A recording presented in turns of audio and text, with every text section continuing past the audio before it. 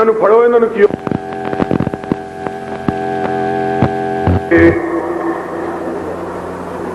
آپ حضرات کے سامنے کتاب و سنت کی کرنوں کو بکھیر سکوں. میں آج اپنے تیسرے راؤنڈ کے آخری جلسے سے خطاب کرتے ہوئے بڑی طمانینت محسوس کر رہا ہوں کہ الحمدللہ اسماعیل شہید کے بیٹے جاگ اٹھے ہیں. داؤد غزنوی کی قوم بیدار ہو چکی ہے. اسماعیل سلفی کا لگایا ہوا پودا تناور درخت بن چکا ہے. اور آج شیخ الاسلام ثناء اللہ امرتسری کی قبر پہ اللہ کے نور کی برکھا برسے. اس نے جس بات کے لیے جدوجہد کی تھی آج اس کے ثمرات ہم اپنی آنکھوں کے ساتھ دیکھ رہے ہیں. میں اپنے سفر کے اس آخری مرحلے پر اپنے آپ کو جسمانی طور پر انتہائی زیادہ تھکا ہوا پانے کے باوجود اپنے دل کو اور اپنی ہمت کو بڑا طاقتور اور توانا محسوس کرتا ہوں. اس لیے کہ میرے ایسا شخص یہ کہتا ہے جس نے بڑے بڑے مشترکہ جلسوں کو خطاب کیا ہوا ہے کہ الحمدللہ پاکستان میں کبھی یہ تصور نہ کیا جا سکتا تھا. گوئی کرنے میں اپنے آپ کو حق بجانب سمجھتا ہوں کہ اللہ کے فضل و کرم سے اب پاکستان کے اندر رب کے قرآن کے نافذ ہونے کا وقت آ چکا ہے. نبی کے فرمان کے نافذ ہونے کا وقت آ چکا ہے. اس لیے کہ قافلہ حق کے جوان بھی جاگ اٹھے ہیں, ان کے بوڑھے بھی جاگ اٹھے ہیں. اور جب یہ قافلے جوانوں کو ساتھ لے کر اپنے بوڑھوں کو ساتھ لے کر چل پڑتے ہیں تو پھر دنیا کی کوئی طاقت ان کو منزل مراد تک پہنچنے سے نہیں روک سکتی ہے. اور مجھے آج جمعیت کے زیر اہتمام 6 ماہ کے اس مختصر سے وقفے میں 18ویں بڑے جلسہ عام سے خطاب کرتے ہوئے اس بات کا احساس ہو رہا ہے کہ یہ دور اہل حق کا دور ہے. یہ دور کتاب و سنت کا دور ہے. اور اب دنیا کی کوئی طاقت پاکستان کی فضاؤں میں کتاب و سنت کے پرچوں کو بلند ہونے سے نہیں روک سکتی ہے. لوگوں, میں بہت سی باتیں آپ سے کرنا چاہتا ہوں. مجھے اس بات کا شدید احساس ہے کہ اپنے ساتھیوں کا ایک ادنا کارکن ہونے کی وجہ سے اور آپ کی جماعت کے ایک چوکیدار ہونے کی حیثیت سے میری باری ہمیشہ آخر میں آتی ہے.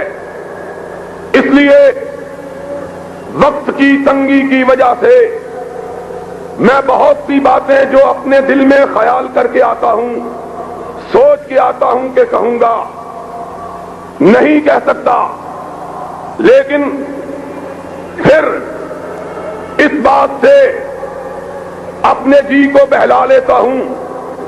میر جمع ہے احباب حال دل کہہ لے, پھر التفات دل دوستاں رہے نہ رہے.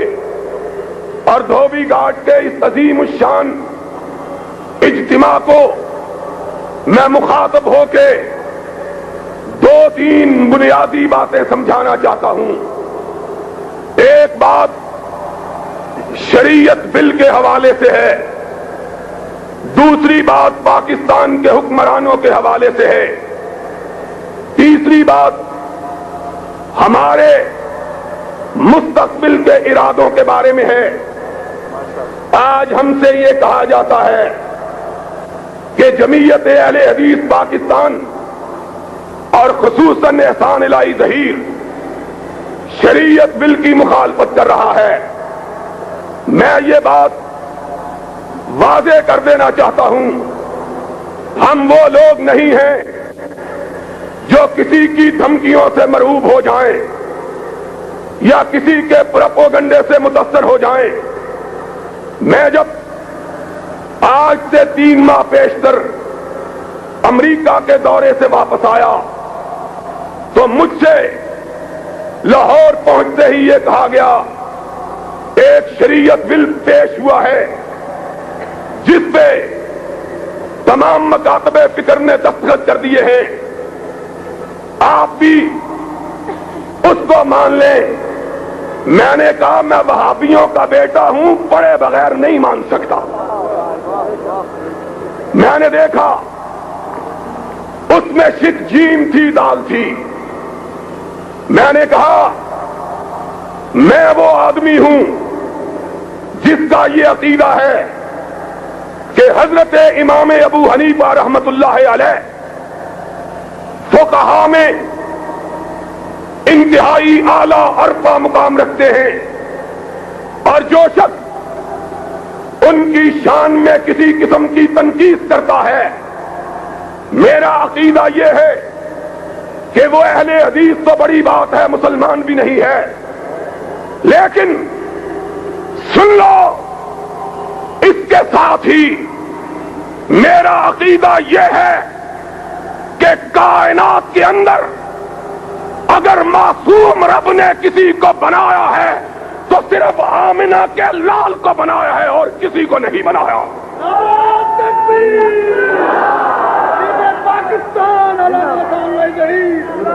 اس لیے میں کسی غیر معصوم کی بات کو شریعت نہیں مان سکتا. مجھ کو قتل کرو، دار پہ کھینچو مجھ کو قتل کرو، دار پہ کھینچو مجھ کو، میں نے یہ جرم کیا ہے کہ میں سچ بولتا ہوں. تمہارے جی میں جو آئے کہہ لو، لیکن ہمارے جیتے جی قرآن کے علاوہ، رحمت کائنات کے فرمان کے علاوہ کسی بات کو شریعت قرار دیا جا سکتا میں نے نہیں. اور میرے تو اکابر نے، میرے اسلاف نے اس وقت یہ نعرہ رستاخیز بلند کیا تھا جب واقعی حق کہنے کے جرم میں لوگوں کو پھانسی پہ لٹکایا جاتا تھا، اور اس وقت انہوں نے اس حقیقت کا اظہار کیا تھا جب بر صغیر پاکستان اور ہندوستان کی بستیوں میں وہابی ٹاما ٹاما ہوتا تھا، کسی میں ایک، کسی میں دو، انہوں نے یمین اور یسار کو نہ دیکھا. اور آج تو میں کہتا ہوں گئے دن کے تنہا تھا میں انجمن میں، یہاں اب میرے راستاں اور بھی ہیں. میں تو اس دور میں ہوں کہ اللہ کے فضل و کرم سے خیبر سے لے کر کراچی تک اہل حدیث اس ملک میں اپنی قوت اور طاقت کو منوا چکے. اور حفیظ کے الفاظ میں، حفیظ اہل زبان کب مانتے تھے؟ بڑے زوروں سے منوایا گیا ہوں، منوایا ہے ہم نے اپنے آپ کو. اب دنیا کی کوئی طاقت اس ملک میں اہل حدیث کی قوت اور طاقت سے انکار کرنے کی جرأت یزدانی نے بات کہی تھی. وہ دن گئے جب اہل حدیثوں کے سر خیل نام نہاد سربراہ انگوٹھا لگانے والے ہوتے تھے. آج تمہیں ان اہل حدیثوں سے پالا پڑا ہے خدا کے فضل و کرم سے جو تمہیں برس ہا برس تک پڑھا سکتے درس دے سکتے ہیں.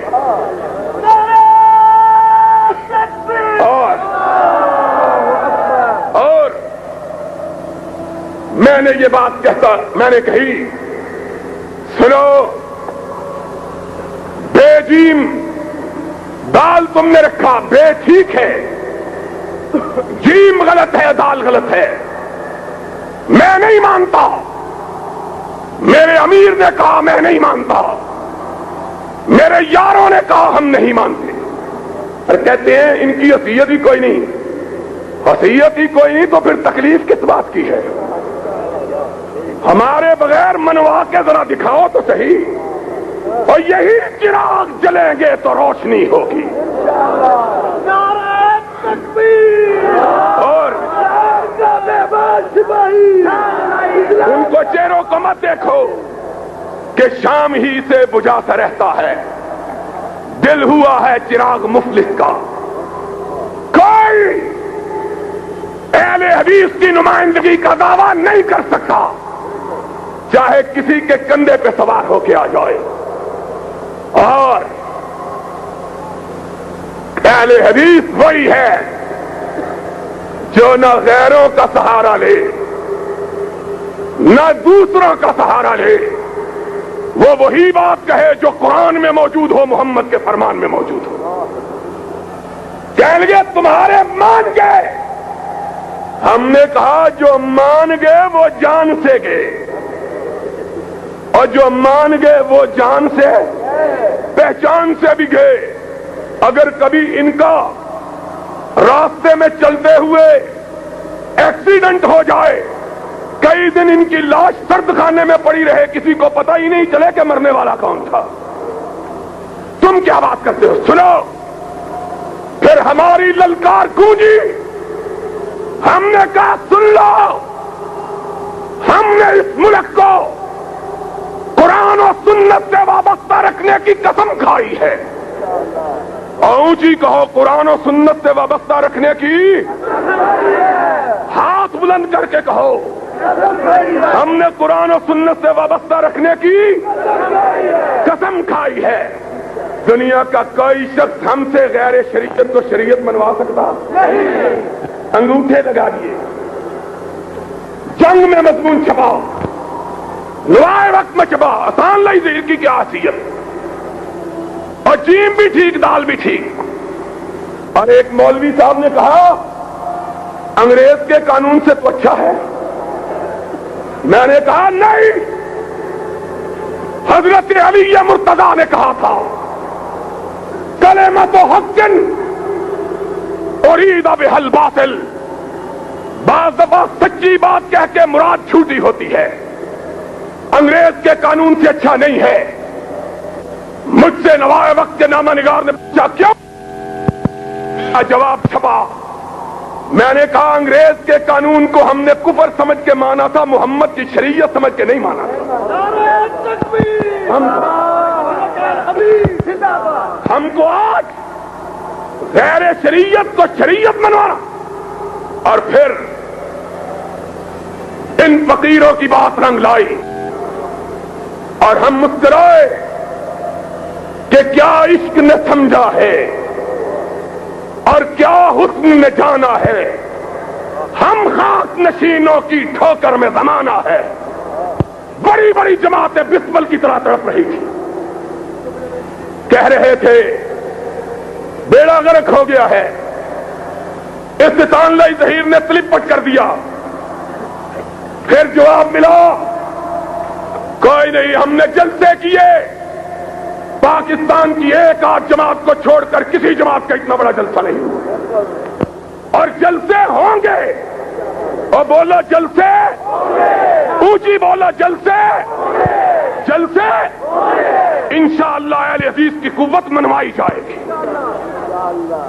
مانے پھر بورڈ بیٹھا، اب پھر بددیانتی برتی گئی ہے، ہم سے اسی لیے ناراض ہیں، ہم سے اسی لیے خفا ہیں کہ دنیا کا کوئی شخص ہم کو ورغلا نہیں سکتا، بہلا نہیں سکتا۔ اور حضرت صاحب وہ ہیں کہ شاعر نے کہا تھا کھلونے دے کے بہلائے گئے ہیں، تمناؤں میں الجھائے گئے ہیں۔ میں نے کہا ہزار دام سے نکلا ہوں ایک جنبش میں، جسے غرور ہو آئے کرے شکار مجھے۔ ان پڑھ لوگ بیٹھے، نہ اصول حدیث سے واقف، نہ اصول فقہ سے واقف، اور میری بات کا غصہ نہ کرنا، نہ اصول اسلام سے واقف، وگرنہ لوگوں اہل حدیثوں تم بھی سنو، اور میرے یار جو میری تقریر سننے آئے ہیں وہ بھی سنے۔ مجھے بتلاؤ، تمہیں کبریا کی قسم ہے، تمہیں ذات خدا کی قسم ہے، اور قرآن و سنت کا معنی بھی کسی کو آتا ہے کہ نہیں؟ اور بولو قرآن کا پتہ ہے کس کو کہتے ہیں؟ سنت کا پتہ ہے کہ نہیں؟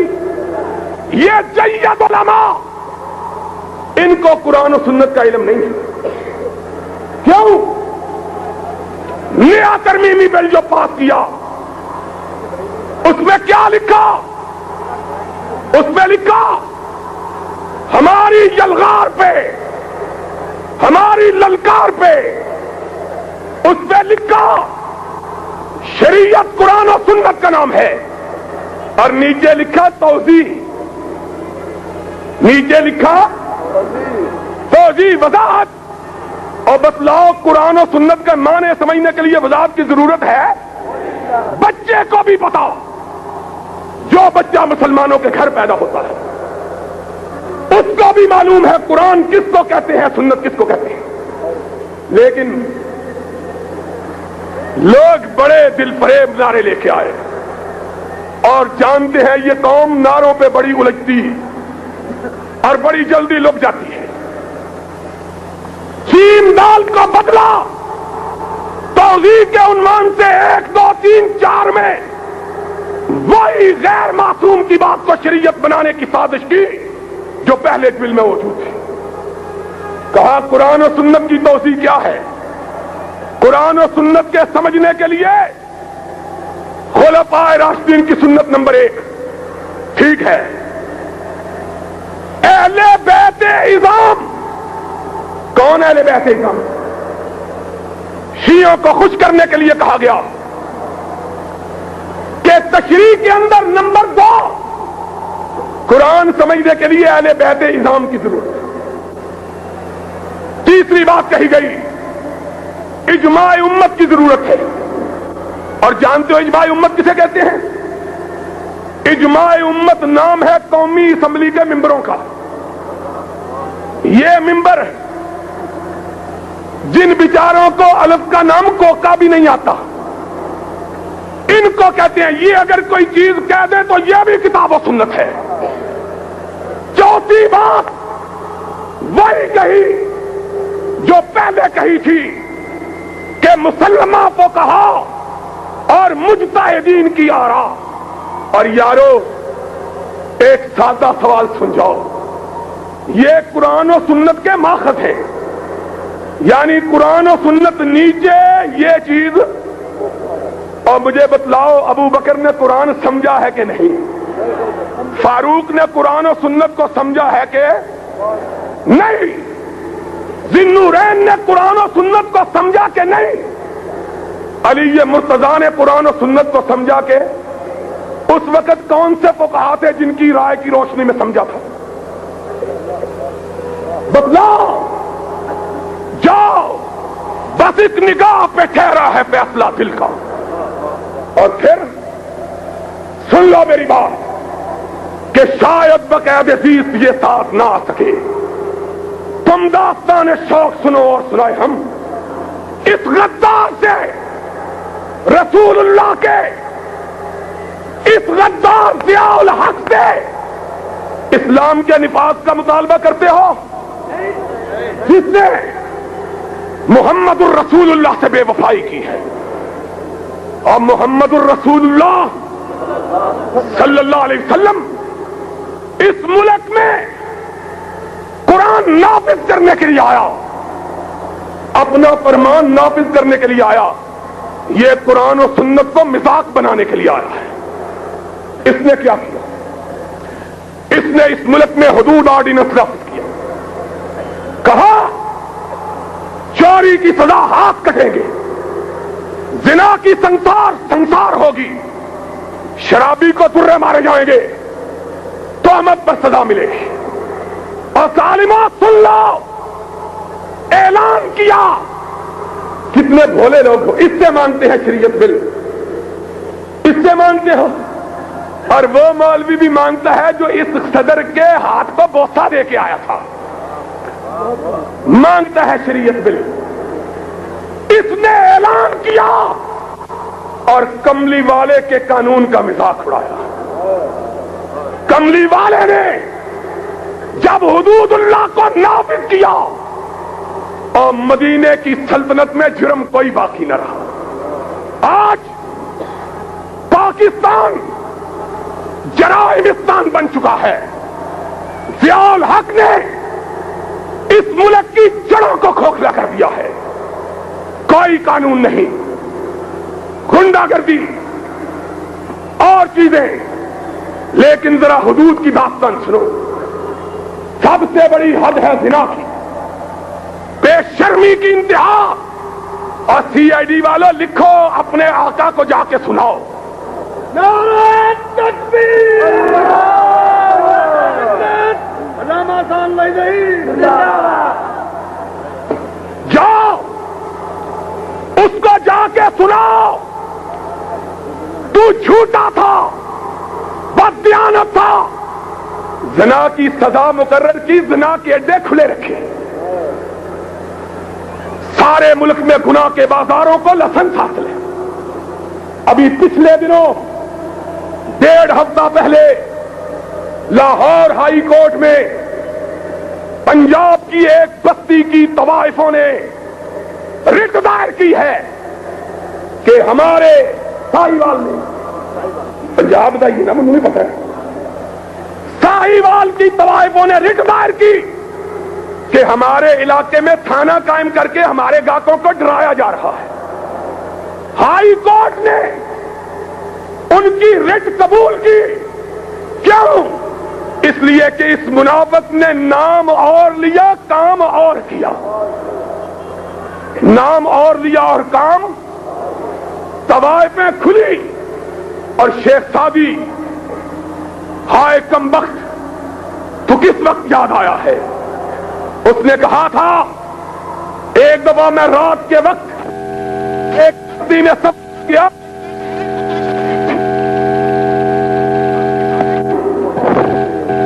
بری ہوئی، میں اجنبی گزرا، کتے مجھ کو کاٹنے کے لیے دوڑے، میں نے پتھر اٹھانا چاہا، پتھر نے زمین کا ساتھ چھوڑنے سے انکار کر دیا۔ کہنے لگے شیخ سادی اللہ تیری عجب قدرت، یہ عجیب بستی کہ کتے کھلے ہوئے پتھر بندھے ہوئے، کتے کھلے ہوئے اور پتھر۔ طوائفوں کو اجازت ہے، زنا کی سزا مقرر ہے۔ سبحان اللہ۔ شراب قومی اسمبلی کے اندر اس ضیاء الحق کے وزیر پیداوار نے اعلان کیا کہ ضیاء الحق کی حکومت میں سن 86 کے اندر پاکستان میں اتنی شراب پیدا ہوئی ہے جتنی 39 سال میں کبھی نہیں بنائی گئی، اور جتنی 39 سال میں کبھی۔ میرے آقا نے کیا کہا تھا؟ منافق کی 3 نشانیاں، اذا حدث کذب، جب بات کرتا ہے تو جھوٹ بولتا ہے، جب وعدہ کرتا ہے تو وعدے کی، اس نے تو کعبے کا غلاف تھا ہم کے وعدہ کیا تھا، 90 دن اب 9 سال بھی گزر گئے، اب بھی ہماری جان چھوڑنے کے لیے تیار پھر اس نے کیا کیا؟ زکات و عشر کا قانون نافذ کیا. پتا ہے کہ نہیں؟ اس قانون کو سرکاری اور درباری ملاؤں کے خریدنے کے لیے وقف کیا. آج میری مسجد کا مدرسہ، ایک حیرت کی بات سن لو، دھیان سے، سارے ملک کے مدرسوں کو گرانٹ ملتی تھی. میری اپنی مسجد تو ہے نہیں، میرے باپ کی نہیں، میرے دادا کی نہیں. میں تو وہاں جمعہ بھی مفت پڑھاتا ہوں. وہاں 80,000 روپیہ سالانہ دیتے تھے. جب پتا چلا امیر المومنین کو کہ یہ احسان اللہ ظہیر کی مسجد ہے، کہنے لگا زکات بند کر دو مدرسے کی، یا اس کو کہو حق کہنا چھوڑ دے. اور میں نے کہا جاہل، اور تجھ کو سمجھ ہی نہیں آئی، تو نے ہم کو جانا ہی نہیں. کعبے کے رب کی قسم، یہ 80,000 کیا ہے؟ 80 لاکھ ہو، 80 کروڑ ہو، 80 ارب ایک طرف ہو، محمد کی بات ایک طرف ہو، میں 80 ارب کو اپنے بوٹ کی ٹھوکر پہ رکھوں گا.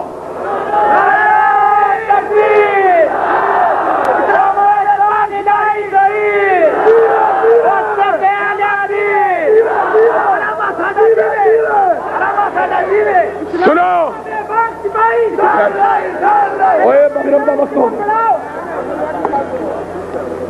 80,000 میر صاحب میرے مدرسے کے منتظم آئے.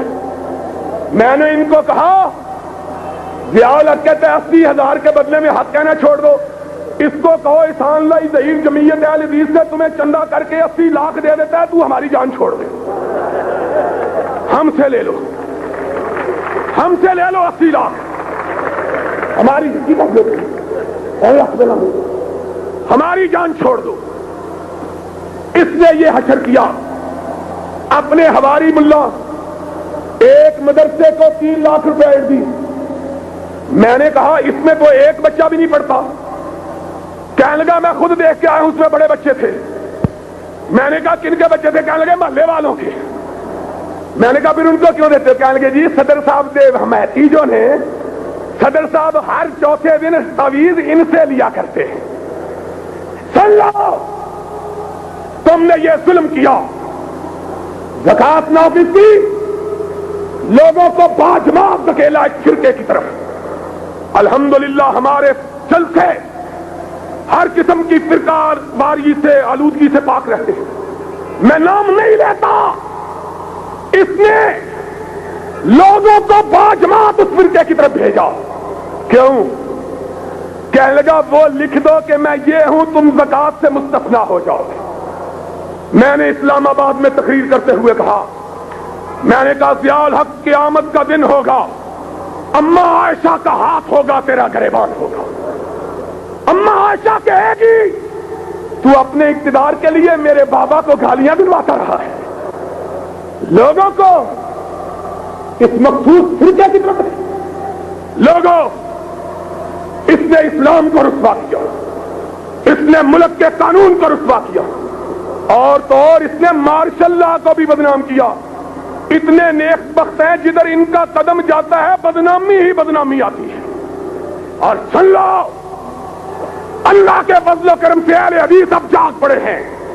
اور بولو اہل حدیث اب جاگ پڑے ہیں، اہل حدیث اب جاگ پڑے ہیں. ان جیسے غداروں سے دھوکہ کھا سکتے اور ان جیسے بے وفاؤں سے دھوکہ کھا سکتے. اب ہم لڑیں گے اللہ کے قرآن کے لیے.